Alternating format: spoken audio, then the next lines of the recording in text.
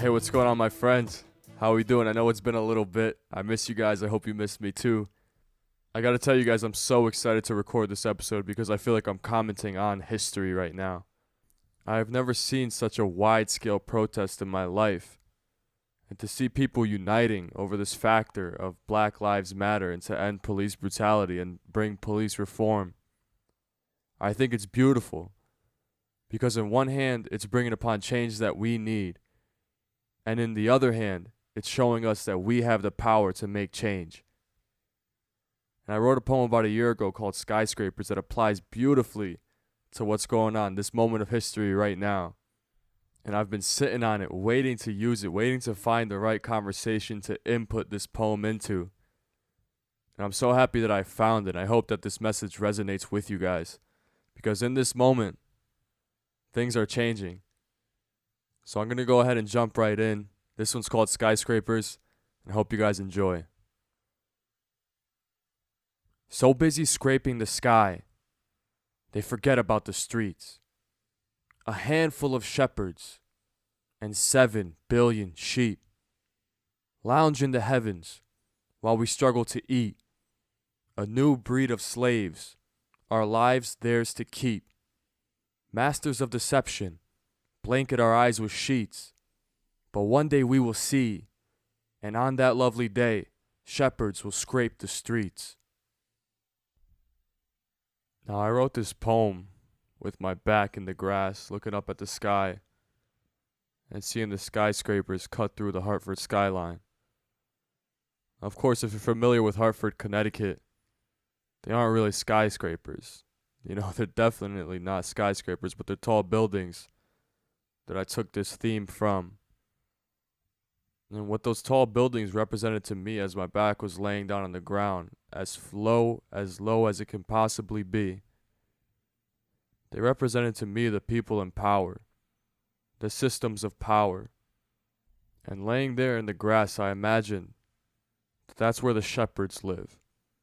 They live with their head in the clouds, lounging in the heavens, pulling strings, filling their stomachs, filling their bank accounts. But never do these shepherds look down at the streets, thinking, how can we give back? No, that's not how it works. They think, how can we control? How can we control these people in order to keep this system going and benefiting us shepherds? And their biggest fear is the sheep, the 7 billion of us, realizing that we truly hold the power. Realizing that we, if we want to, we can tear down those skyscrapers and make shepherds scrape the street along with us. That is their biggest fear. And I think their biggest fear is finally coming to realization. This past month has shown me and has inspired me that the people have power. I've been living my life up to this point knowing this. I understood that, yes, the majority of us, the 7 billion sheep, we truly hold all the power. But I've never seen it in action. You know, I've never seen a unified voice coming together to bring change. I haven't seen it till right now. And that's why I feel like we're all living through history right now, because we are realizing right now our true power. We are realizing that the systems that are in place, that seem like they have been in place forever, who we all have our quarrels with, who we all think are wrong and fucked up, that we always thought we can never change. We can change them. We can do it if we all go ahead and spread our voice, and I think that social media is a gift to society. It does come with many downfalls. You go back to my first podcast episode, I understand it comes with many downfalls. But I think what is making the difference now between the protests of the past and the protests of today is social media. They can't stop us. They can't stop us from getting our voice out there. Back in the day, there was only so many things you can do. The newspapers and the news channels, they're going to do what makes them money. So back in the day, what are you going to do? Go tell your neighbors, tell your friends, print your own newspaper, pass it around the neighborhood? Extra, read all about it? Nah, I mean, yeah, you could do that, but how many people are going to do that? It's much easier to just go online, click an app, spread your opinion, see what everybody else is talking about, gain information, learn something new, and add to the fight. I just think that it's amazing in a matter of hours a movement can be put together. All it takes is one tweet, one video, one ember to spark a blazing wildfire. And that right there, that's how we get our power to come together. That's how we consolidate our power. If we unify under one voice and one message and truly figure out what we want, and we cause enough disruption to the system is going to change. It's going to mold to a different shape and form. It's going to change to what we want and what we need. Because it has to. Because at the end of the day, civil unrest is no bueno. And you know why it's no bueno? It's because money talks and bullshit walks. So if this civil unrest is hurting the shepherd's pockets, and that's where we need to aim our efforts, then things are going to change. Because we got to understand the corporatocracy that we live in.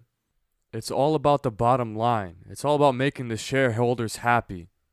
So none of these corporations give one fuck about the Black Lives Matter movement. They don't give one fuck. This is the way they look at it. If they don't show support, they're going to lose 10% on profits. If they do show some support, they're not going to lose any profit. That's the reason why they support it. And that's the reason why you see Starbucks, propping up the message Black Lives Matter, but they won't let any employees wear anything that supports the movement. But you can wear LGBTQ shit in Starbucks because they say Starbucks, they made the stand that they don't want to be political, right? But you can show your support for LGBTQ, but you can't show your support for Black lives. They're just picking and choosing what makes them the most money, and that's what every corporation is doing. You're getting all these fucking emails saying, "Oh, I hope you're okay during these rough times." They don't give a fuck, okay? They're sending that email so you see the logo at the top, Chevron sending me an email. You know what I'm saying? CVS sent me an email. That's what matters, bro. They don't give one fuck. And that's why I think social media is so important.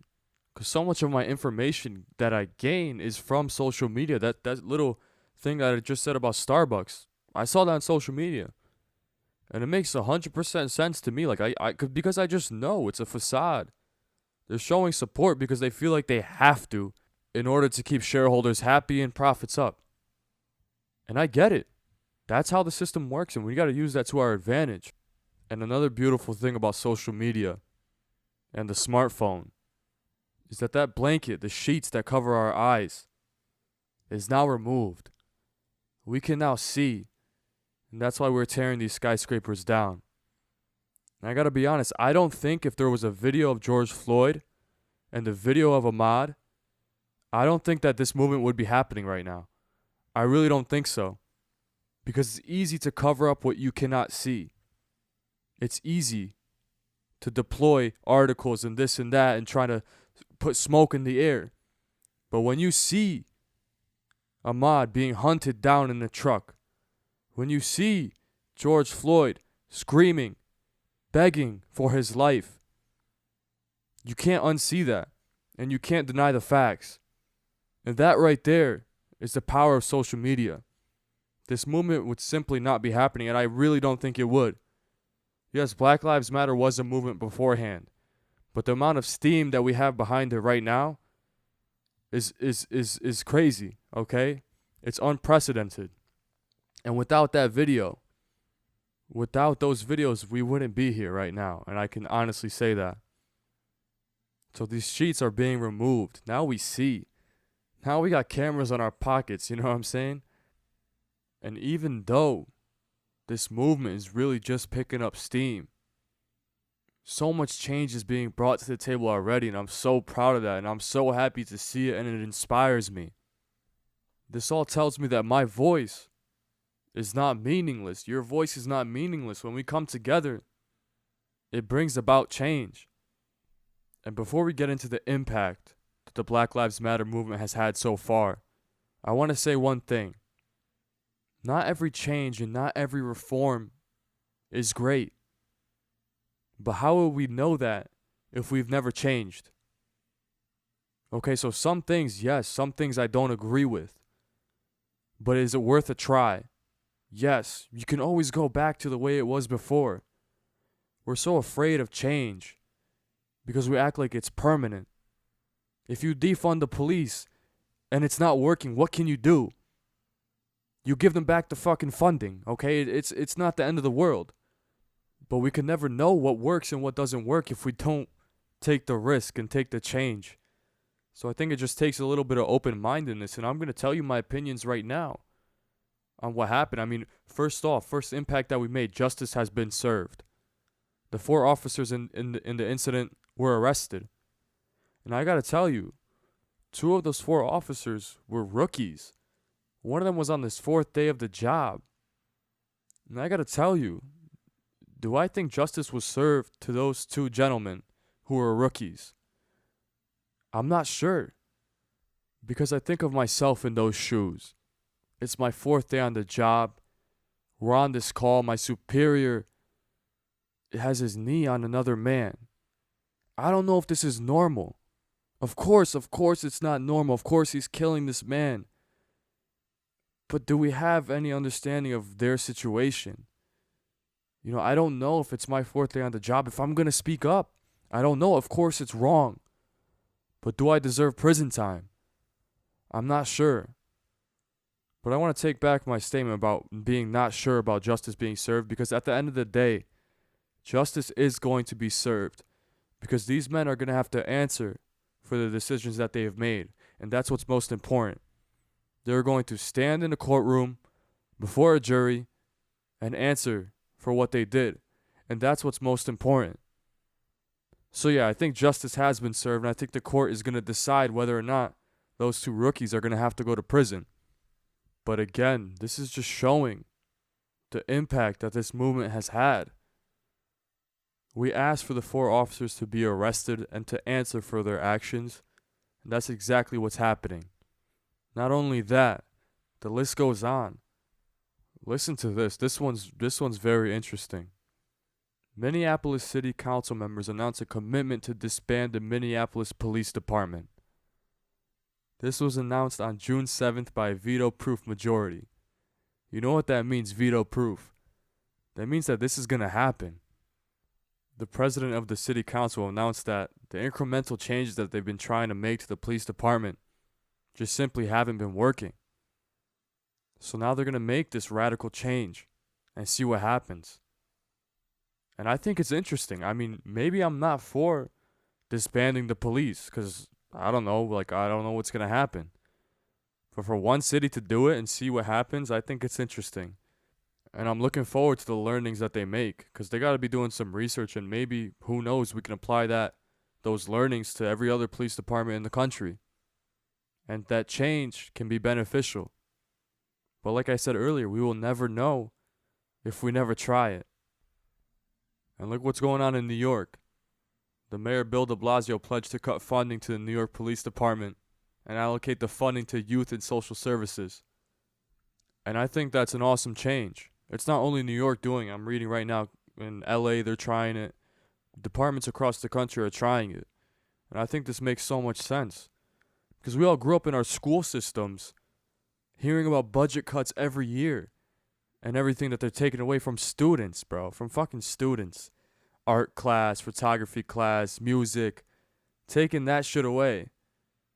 But we can fund riot gear and police and all this shit and increase the funding. In LA, this is sick, because in LA, they were planning to increase the budget this year by $120 million. Now they plan to decrease it by $150 million.